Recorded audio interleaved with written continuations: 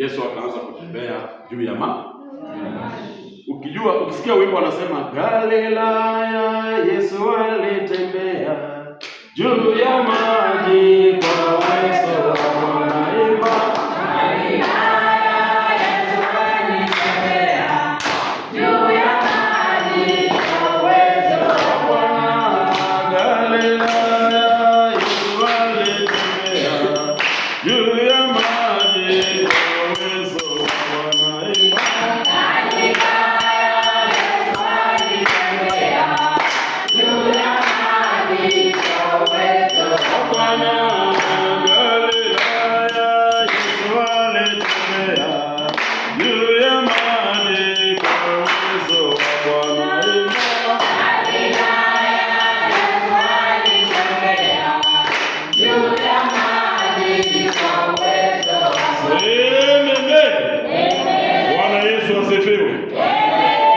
Yesu alipofika pale akaona wanafunzi wake wameenda na wakumbani, nao hawakumuona.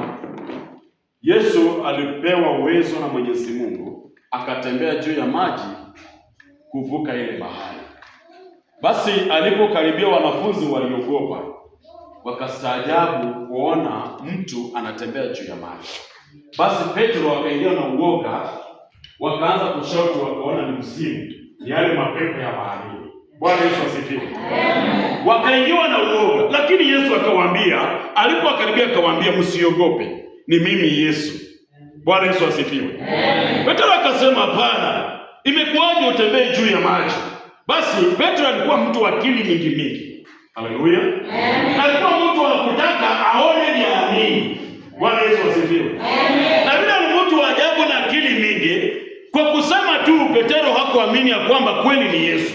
Aliona labda ni mzimu fulani umevaa sura ya Yesu, unakuja kuangamiza ama kuwaua. Haleluya. Ndipo Petro aamini ya kwamba ni Yesu. Petro aliambia Yesu, kama ni wewe, basi niamuru nami pia nitembee juu ya maji. Amen. Mbona bongo wa Petro? Bwana Yesu asifiwe. Amen. Haleluya. Amen. Kama ni wewe, niamuru nami pia nitembee juu ya maji. Basi Yesu akaamuru Petro, akamwambia, basi njoo, inuka na utembee juu ya maji. Petro aliinuka kwa ujasiri kabisa, akawa na imani. Nimeongea juu ya imani ya kwamba wengi wetu tunakuwa na imani kwa muda mfupi, lakini kwa kitu kichache tunakosa imani. Bwana Yesu asifiwe. Usiwe kama Petro wakati huo. Petro alianza kutembea juu ya maji, akafurahi. Akaona hata yeye amekuwa na uwezo wa kutembea juu ya maji, akawa ameandika historia. Na shetani naye ni nani? Wa kuona mambo ya Mungu yanaelekea kutimia. Shetani naye akainua upepo wa bahari. Bahari kachemuka. Kwa hiyo akaona sasa hii bahari imechemuka vibaya. Akaona ile mawimbi ya bahari yamechange. Petro kuangalia nyuma, imani ikapotea.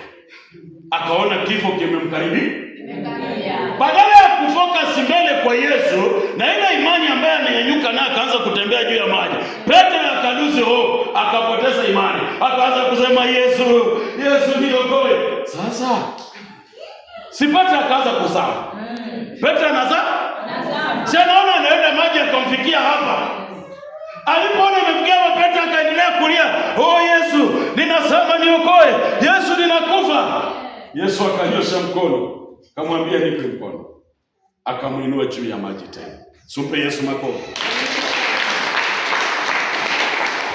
Bwana Yesu asifiwe. Amen. Haleluya. Amen. Hiyo ni imani ndogo. That's why nimeongea juu ya imani. Ya kwamba wengi wetu tunakuwa na imani wakati ambapo tunaona Mungu ametutendea. Yes. Lakini tunapopigwa tu na pigo kidogo, tunapoteza ile imani.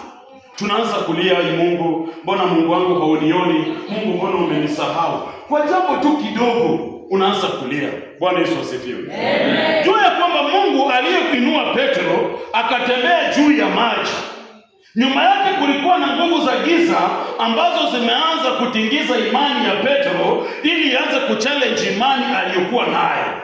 Petero badala ya kuwa na ujasiri kuona yale mawingu ya bahari yamebadilika, badala ainue imani kabisa, yeye alipoteza imani.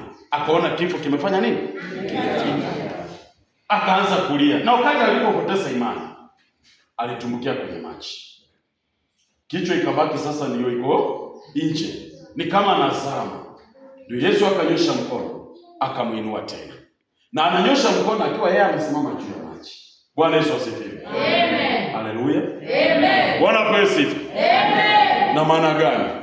Wakati Mungu ameamua kukutendea, amini ya kwamba huyu Mungu aliyenibariki akanipa hii biashara, hata kama wezi wameingia wakaiba, hata kama wachawi wameroga hii biashara, sina wakati wa kulia ama wakati wa kupoteza imani. Ni lazima nisimame na maombi, niambie Mungu aliyefungua kazi hii aweze kuinua mkono wake na nibarikiwe zaidi.